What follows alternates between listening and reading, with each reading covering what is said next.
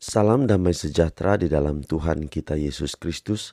Shalom, selamat pagi dan semangat pagi.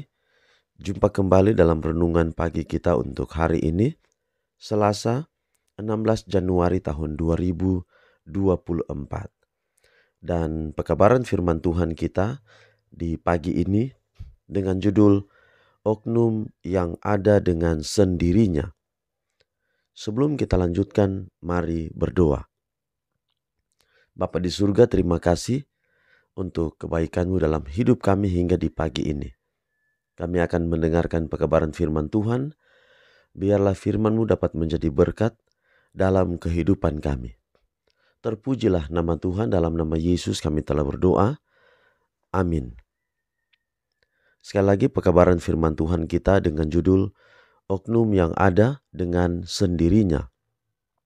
Dan ayat firman Tuhan Yohanes 8 ayat 58, kata Yesus kepada mereka, "Aku berkata kepadamu, sesungguhnya sebelum Abraham jadi, aku telah ada."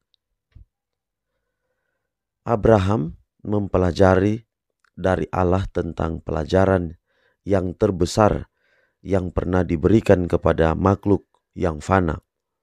Doanya agar ia boleh melihat Kristus sebelum ia mati sudah dijawab.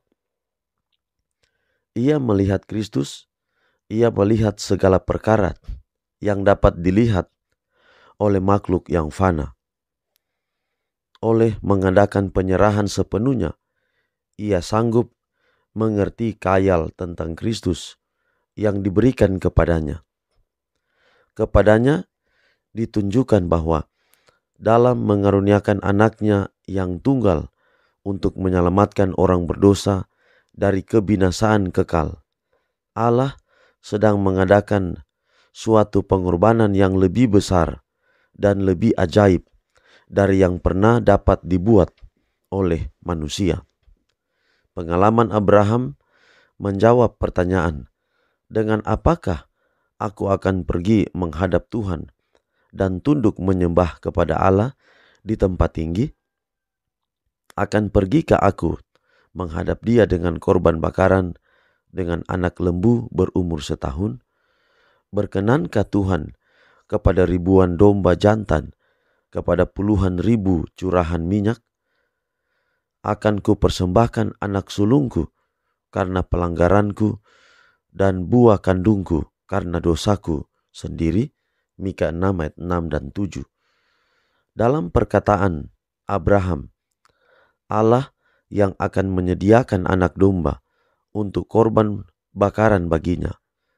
Anakku, Kejadian 22 ayat 8.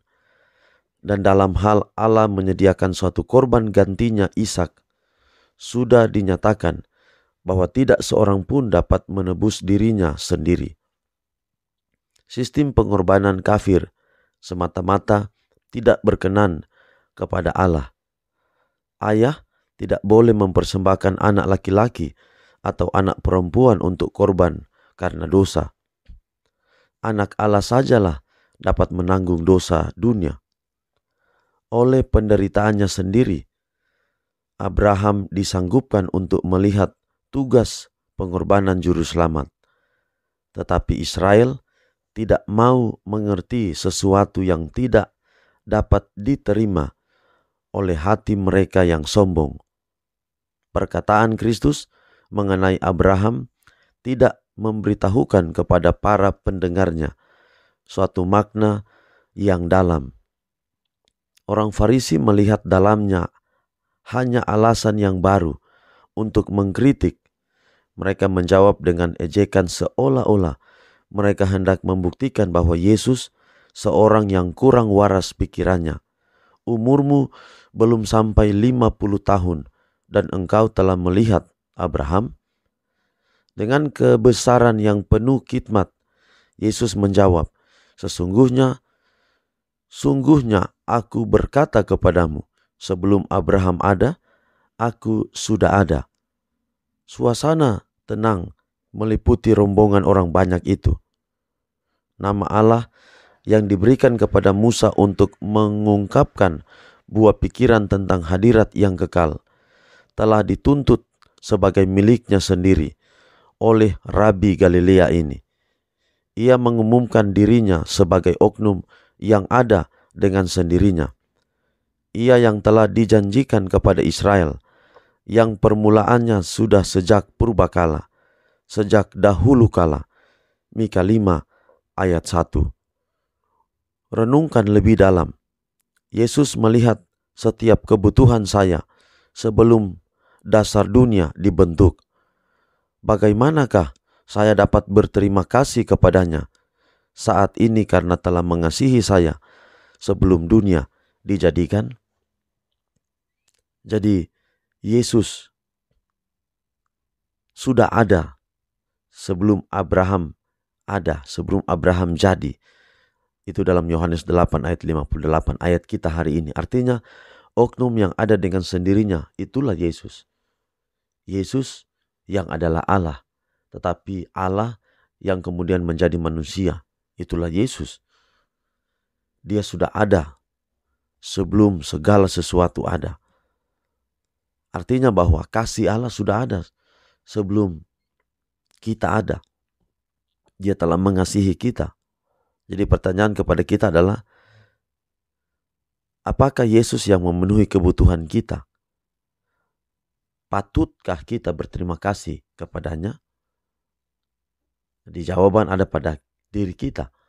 Kita mungkin bisa bilang kita patut mengasihi dia. Tetapi pertanyaannya, apakah betul-betul kita mengasihi dia? Itu pertanyaan yang penting untuk kita renungkan pada saat ini. Biarlah kiranya pekabaran ini akan menjadi berkat dalam hidup kita. Kita dapat menjadikan Yesus sebagai pusat cinta kita kepadanya. Biarlah pekabaran pagi ini akan menjadi berkat dalam hidup kita semua, membawa kita untuk mengasihi Yesus. Dan mengasihi Yesus bukan hanya sesaat, tapi biarlah mengasihinya selama-lamanya. Biarlah pekabaran pagi ini menjadi berkat dalam kehidupan kita semua. Mari kita akhiri dalam doa, kita berdoa. Bapa di surga, terima kasih pekabaran yang indah di pagi ini. Biarlah dapat menjadi berkat dalam kehidupan kami, menuntun kami untuk tetap setia kepadamu. Pelihara kami hari ini di setiap tugas kami, kiranya kami tidak jalan sendiri tapi selalu dengan Tuhan. Inilah menjadi doa kami, terpuji nama Tuhan, dalam nama Yesus kami berdoa. Amin. Demikianlah pekabaran di pagi ini, sampai jumpa besok. Tuhan berkati kita semua. Shalom.